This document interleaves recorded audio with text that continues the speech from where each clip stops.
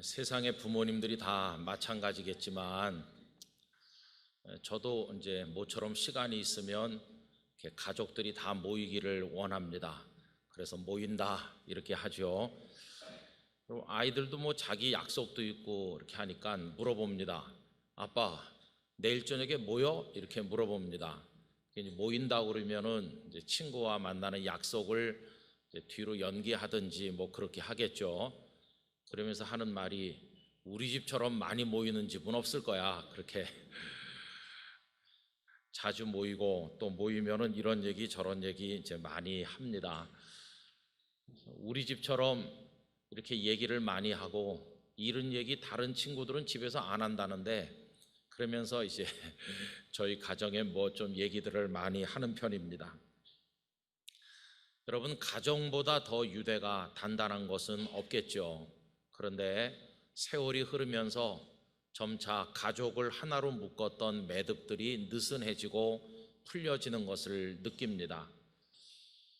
불같은 연애를 하면서 없으면 못 살 것 같아서 결혼했던 부부들도 세월이 흐르는 동안에 권태가 쌓이면서 그 사랑은 어디로 갔는지 다 식어버리고 그저 한 집에 같이 사는 사람 그 이상도 이하도 아닌 경우가 되는 것을 종종 봅니다.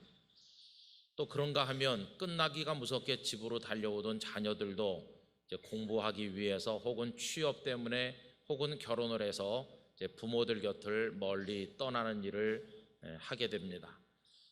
여러분, 사람이 한평생을 사는 동안에 가장 큰 허물을 느끼고 충격을 받는 것은 사랑하는 가족들이 멀리 떠날 때라고 합니다. 특별히 포스트 모더니즘 시대의 특징 중에 하나는 이제 다 해체되는 겁니다. 이제 가운데로 끌어모으는 이 구심력보다 멀리 떨어져 나가게 만드는 원심력이 훨씬 강한 시대에 우리가 살고 있습니다. 그러다 보니까 가정 안에도 서로 이렇게 의견이 안 맞기도 하다가 그 다음엔 떠나기도 하고 멀어지기도 하는 서로 분산되는 그런 일들이 많이 벌어지고 있습니다. 여러분, 요즘에 우리 사회에는 혼자서 밥 먹고 혼자 사는 사람들이 얼마나 많이 있습니까? 학업 때문에, 취업 때문에, 결혼 때문에 이 몸이 멀리 떠나는 것은 뭐 어쩔 수 없는 일이라 하더라도 그로 인해서 마음도 멀어지고 가족 간의 정마저 끊어진다고 한다면 이건 정말 마음이 아프고 슬픈 일이 아닐 수가 없습니다. 1937년에 만들어진 Make Way for Tomorrow라고 하는 영화가 있습니다. 내일을 위해 길을 연다, 뭐 내일을 위한 길, 그런 영화죠. 바크와 루시라고 하는 노 부부가 주인공으로 등장하는데 자식을 5명 낳아서 잘 키워서 세상으로 다 내보냈습니다. 그런데 이분들의 경제 사정이 어려워지면서 살던 집이 은행에 넘어가게 되어서 자녀들을 불러 모아 사정을 이야기를 했는데 모두가 다 어렵다는 핑계만 댈 뿐 부모를 위해 선뜻 나서는 자녀가 없습니다. 결국은 아버지는 딸네 집으로 가고 어머니는 큰아들 집으로 가면서 이 부부가 난생 처음으로 떨어지게 되는 비극을 맞이합니다. 어머니는 아들 집에 가서 집만 대고 잘 적응을 못하다 보니까 아들 부부는 자기들 둘이 몰래 어머니를 양로원에 보내는 일을 의논하게 됩니다. 그런데 어머니는 그 모든 일의 진행을 눈치를 챘고 아들이 무척 난처해 한다는 것을 알게 됩니다. 그래서 아들이 그 말을 선뜻 꺼내지 못해 망설이는 걸 알았기 때문에 어머니가 먼저 얘기합니다. 얘야, 나는 이 집이 좀 불편한 것 같구나. 들어보니 양로원이 참 좋다던데 내가 양로원에 가면 안 될까? 눈물겨운 어머니의 자식을 향한 마지막 배려요 사랑입니다. 그러면서 어쩔 줄 몰라 하는 아들에게로 다가선 어머니가 귀에다 대고 말합니다. 내가 너에게 비밀을 하나 말해주려고 하는데 5명의 자식 중에 내가 너를 제일 사랑했단다. 이렇게 말하니까 그 아들이 뭐라고 할 수가 없어서 어머니를 꽉 부둥켜 안습니다. 그러면서 어머니는 내가 양로원에 가게 되었다는 것을 네 아버지에게 절대 말하면 안 된다. 끝까지 비밀을 지켜다오. 이렇게 합니다. 그런데 그 아버지는 아버지대로 딸네 집에 갔는데 딸의 가정에 방이 모자라서 이 아버지는 거실 소파에서 쪼그리고 주무십니다. 그러다가 심한 독감에 걸려서 고생하게 되고 의사는 이곳에 있으면 안 되니까 기후가 따뜻한 남쪽으로 옮겨야 된다고 충고를 하게 됩니다. 그래서 아버지는 남쪽으로 옮기기로 결정을 하고 떠날 날이 다가오게 됩니다. 이제 그렇게 옮기고 나면 이 부부가 세상에서 다시 만날 수 있을는지 알 수 없는 지경인데, 어머니는 아들에게 내 아버지 떠나기 전에 우리 둘이 작별 인사를 할 시간을 달라 이렇게 하고 결국 작은 아들 집에 다 모여서 식사를 하고 아버지가 떠나기로 약속을 합니다. 그리고 이 부부는 그 5시간 전에 뉴욕 시내에 팔짱을 끼고 걸어 다니면서 마지막 데이트를 즐깁니다. 시간이 빠르게 지나죠. 그리고 두 사람은 자신들이 50년 전 신혼여행 왔을 때 묵었던 호텔을 찾아가서 호텔에서 달콤한 시간을 보내게 됩니다. 여보, 옛날엔 여기가 이렇지 않았는데 다 변했네. 호텔이 구조를 조정하고 변경을 하고 수리를 해서 옛날 호텔 모양이 아닙니다. 그래도 거기 일하는 사람들이 50년 전에 신혼여행 왔었던 손님이라고 하니까 극진히 환대하고 음료수를 대접해 줍니다. 부부는 앉아서 음악을 듣기도 하고 옛날에 신혼여행 왔을 때 생각을 하면서 달콤한 추억을 회상을 하는데 벌써 5시간이 앉아 얘기하다 보니까 다 지났습니다.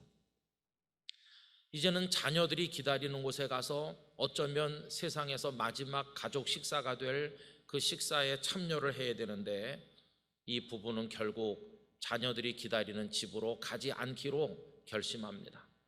그리고 두 사람만의 시간을 조금이라도 더 보내기로 합니다.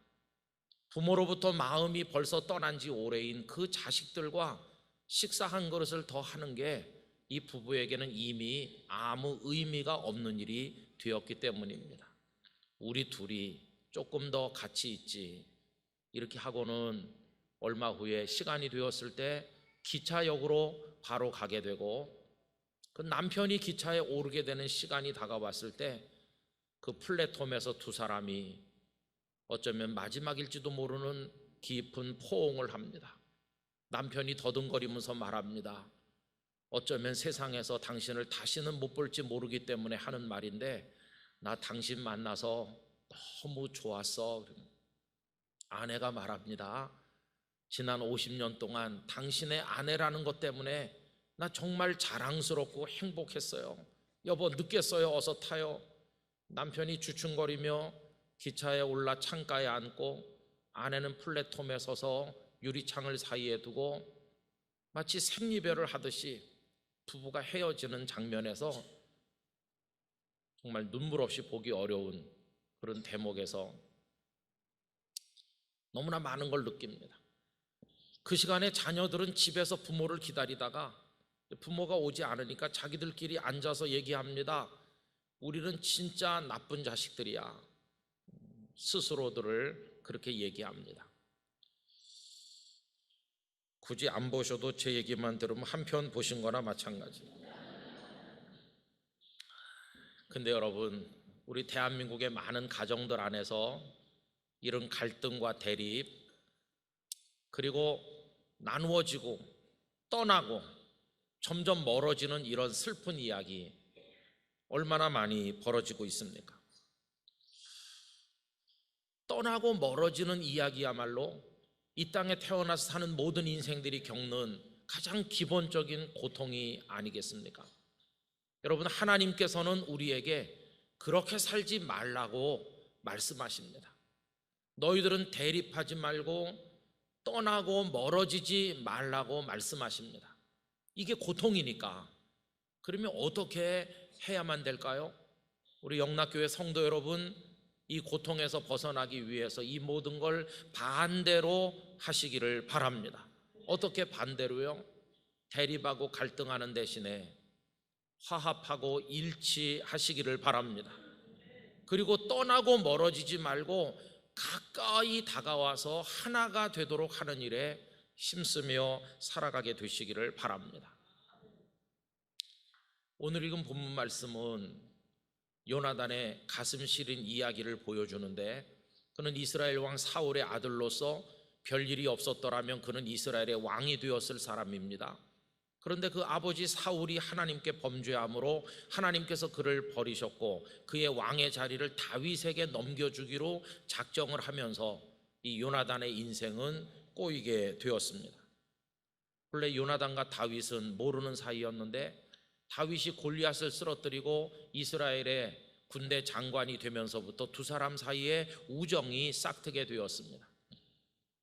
두 사람은 얼마나 친구로서 끝까지 우정을 지켰는지 이들의 우정은 한없이 깊었고 또 그 우정은 아주 올곧고 바른 것이었습니다. 오늘 읽은 말씀 가운데 26절에 보면 다윗은 요나단의 우정을 이렇게 표현하였습니다.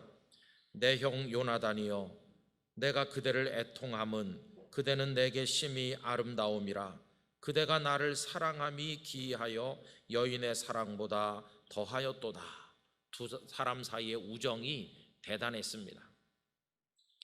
그런데 얼마 후부터 요나단은 극심한 고통에 빠지게 되었는데 그것은 아버지 사울이 친구 다윗을 정적으로 여겨서 죽이기로 결심하면서 아버지와 친구 사이에 끼이게 된 것입니다.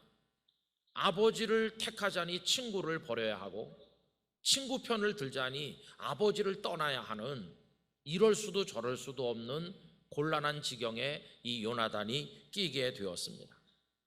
아버지를 떠날 것인가 아니면 친구를 배신하고 떠날 것인가, 요나단으로서는 결정하기 참 어려운 상황에 처하게 되었습니다. 그런데 여러분, 성경은 어떤 아름다운 이야기를 보여줍니까? 이 요나단은 그 누구도 떠나지 않았다는 것을 우리에게 보여줍니다. 그는 친구 다윗을 배신하지도 않았고 떠나지도 않았습니다. 아버지가 친구를 죽이려고 하는 것은 하나님 앞에서 옳지 못한 일이라는 사실을 요나단은 알았기 때문에 친구 다윗을 위하여 아버지께 적극 변호를 여러 차례 하는 걸 볼 수 있는데 그 중에 사무엘상 19장 4절과 5절을 읽어드리겠습니다. 요나단이 그의 아버지 사울에게 다윗을 칭찬하여 이르되 원하건대 왕은 신하 다윗에게 범죄하지 마옵소서. 그는 왕께 득죄하지 아니하였고 그가 왕께 행한 일은 심히 선함이니이다. 그가 자기 생명을 아끼지 아니하고 블레셋 사람을 죽였고 여호와께서는 온 이스라엘을 위하여 큰 구원을 이루셨으므로 왕이 이를 보고 기뻐하셨거늘 어찌 까닭 없이 다윗을 죽여 무죄한 피를 흘려 범죄하려 하시나이까. 아버지에게 충언을 아끼지 않았습니다. 그런데 결국은 사울이 다윗을 죽이기로 마지막 결심을 했고 심지어 다윗을 변호하는 아들 요나단에게까지 창을 던지는 그런 일이 있고 난 이후에 요나단은 다윗을 무사히 피신시키기로 결심을 합니다. 그래서 사무엘상 20장 42절 요나단이 다윗에게 이르되 평안히 가라. 우리 두 사람이 여호와의 이름으로 맹세하여 이르기를 여호와께서 영원히 나와 너 사이에 계시고 내 자손과 네 자손 사이에 계시리라 하였느니라 하니 다윗은 일어나 떠나고 요나단은 성읍으로 들어가니라. 친구를 아버지의 손에 죽지 아니하도록 무사히 도피할 수 있도록 도와주는 이 요나단의 모습을 볼 수 있습니다. 그는 다윗을 배신하지 않았습니다. 다윗의 마음을 그는 끝까지 가슴에 품었고 그의 마음 역시 다윗이 끝까지 품음으로 이 두 사람의 우정의 관계가 얼마나 아름다운지 모릅니다. 여러분, 그는 친구 곁에 끝까지 마음으로 머물러 있었다고 할 수가 있겠습니다. 그리고 요나단은 아버지 사울을 떠나지도 않았습니다. 여러분, 아버지에게 충언을 아끼지 않았고 그 곁에서 열심히 아버지를 돕다가 블레셋과 이스라엘 사이에 전면전이 벌어졌을 때 그는 아버지 곁에서 끝까지 함께 싸웁니다. 그 전투의 현장이 길보아 산이라는 곳인데 그는 마지막까지 아버지 곁에서 싸웁니다. 그러다가 아버지와 함께 장렬하게 전사함으로써 아버지를 떠나지 않은 아들로서의 마지막 효성을 다한 것을 볼 수가 있겠습니다. 이 두 사람이 함께 싸우다가 함께 죽은 소식이 다윗의 귀에 전달되었을 때 다윗은 너무 비통해서 옷을 찢으면서 이 두 사람을 위해 슬픔의 노래를 지었는데 그게 오늘 우리가 읽은 본문의 말씀인 것입니다. 그 중에 23절에 보면 다윗은 이렇게 슬픔의 노래를 부릅니다. 사울과 요나단이 생전에 사랑스럽고 아름다운 자이러니 죽을 때에도 서로 떠나지 아니하였도다.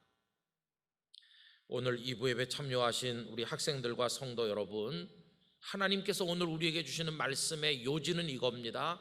다 나누어지고 떠나고 멀어지는 세상에 살지만 너희들은 절대로 서로 떠나지 말고 살라. 우리에게 이렇게 말씀을 하시는 것입니다. 여러분, 요나단은 친구를 떠나지도 않았고 아버지를 떠나지도 않는 사랑을 베풀었습니다. 그걸 위해서 그가 어떤 희생을 했습니까? 친구를 배신하지 않기 위해 그는 자신의 왕좌를 기꺼이 포기하였고 아버지를 아들로서 배신하지 않기 위해서 자신의 생명을 내놓고 아버지 곁에서 함께 전사하였습니다. 자기를 내주는 사랑, 자기를 죽이는 사랑, 그걸 통해서 요나단은 기꺼이 친구에 대해서도 아버지에 대해서도 모든 걸 내어줌으로 떠나지 않는 사랑이 어떤 것인가, 그걸 우리들에게 보여준 것입니다. 우리 학생들 그리고 성도 여러분, 아십니까? 오늘 우리가 이만한 평안 가운데 이만한 건강을 가지고 이 자리에 앉아서 함께 하나님을 예배할 수 있는 것은 우리가 알던 모르던 우리를 위해서 자기를 죽음에까지 내어주는 희생적인 사랑을 하신 분들이 있기 때문에 오늘 우리가 이 자리에 있게 된 줄로 믿습니다. 희생적이고 헌신적인 사랑을 베푸신 분들이 얼마나 많이 있습니까? 이중표 목사님께서 이런 얘기하는 걸 제가 여러 번 들었습니다. 당신께서 설악산에 등산을 갔는데 아름드리 큰 나무가 벼락을 맞아서 쓰러져 죽은 모습을 보게 되었다고 합니다. 그리고 울었다고 합니다. 왜 울었느냐 하면 저 아름드리 나무가 벼락을 맞아 쓰러져 죽음으로 그 밑둥에서 작은 생명들이, 작은 나무들이 다 자랄 수가 있구나, 저 나무는 자기가 죽어서 다른 나무들을 살게 해놓구나, 이렇게 생각하니까 예수님이 생각났다는 것입니다. 예수님께서 십자가 위에서 죽으심으로 그 십자가의 밑둥에서 그 생명을 받은 우리들이 다 살게 되는구나 생각하니까 눈물이 났노라고 여러 차례 말씀을 하셨습니다.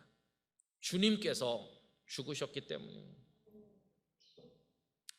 하나님께서는 다 멀어지고 떠나는 세상에 정반대로 하늘 보좌를 떠나서 사람 몸을 입고 이 땅에 우리에게 가까이 오심으로써 정반대의 사랑을 보여주셨고 마지막엔 십자가 위에서 죽으심으로 우리를 다 살아서 일어나게 만드셨습니다. 이 하나님의 가까이 다가오시고 자신을 내어주시는 사랑을 가장 많이 닮으신 분은 우리들의 부모님이십니다. 부모님들께서는 늘 자녀 곁으로 오시고 당신의 모든 걸 다 내어주시고 자식을 위해 자신의 꿈을 죽이고 자신의 편안한 삶을 죽이고 다 죽여서 자식을 위해 내어주신 분이 우리들의 부모님 아니십니까? 여러분, 이제 우리는 어떻게 하면 될까요? 그런 사랑을 받아서 오늘 여기까지 이른 것이라면 우리 영락의 성도들은 우리도 이제부터는 가까이 다가서는 사랑을 할 수 있어야만 되겠습니다. 여러분, 첫째는 하나님 아버지께 가까이 가시기를 바랍니다. 절대로 하나님으로부터 멀어지시지 않기를 원합니다. 날마다 하나님께 가까이 나가셔서 하나님을 높이시게 되기를 바랍니다. 시편 73편 28절은 이렇게 말합니다. 하나님께 가까이함이 내게 복이라. 할렐루야. 하나님께 가까이 하는 것이 우리에게 복이 될 것입니다. 그리고 자녀된 여러분, 부모님께 가까이 하시기 바랍니다. 부모님의 마음에 여러분의 마음을 가까이 하시길 바랍니다. 공부하기 때문에, 취업했기 때문에, 결혼했기 때문에 멀리 몸은 떠나 있다 할지라도 여러분들의 사랑과 마음만은 절대로 부모님에게서 떨어지지 않도록 가까이 하시고 시간을 내셔서 부모님 곁을 자주자주 방문하시고 전화를 하시고 어떻게 해서든지 부모님께 가까이 있는 자녀들이 되시기를 부탁드립니다. 그리고 살아계실 때 잘 하시기 바랍니다. 여러분, 오늘은 저희 어머니께서 천국에 가신 지 7년 되는 날입니다. 어머니가 살아계셨더라면 좋았을 텐데, 나는 어머니 곁에 가까이 있는 자식이었나, 목회한다는 핑계로 늘 멀리 있지 않았나, 그런 생각을 오늘 아침에 교회에 나와서 한참 동안 해보게 되었습니다. 여러분들의 부모님, 살아계신 부모님께 가까이 하셔서 요나단이 사울을 떠나지 않듯이 그렇게 하시게 되기를 바랍니다. 그리고 평생 우리 사는 동안 우리 주변에 하나님께서 소중한 이들을 많이 주셨는데 그 소중한 이들에게 가까이 가시는, 그래서 그 곁에 머무는 사랑을 베푸실 수 있기를 바랍니다. 그렇게 한다면 우리는 하나님 앞에서 아름다운 삶을 살게 될 것이고, 여러분들의 인생은 거룩한 사랑으로 인하여 복되게 아름답게 채워질 줄로 믿습니다. 그런 삶이 우리 모두에게 있기를 주님의 이름으로 기원합니다.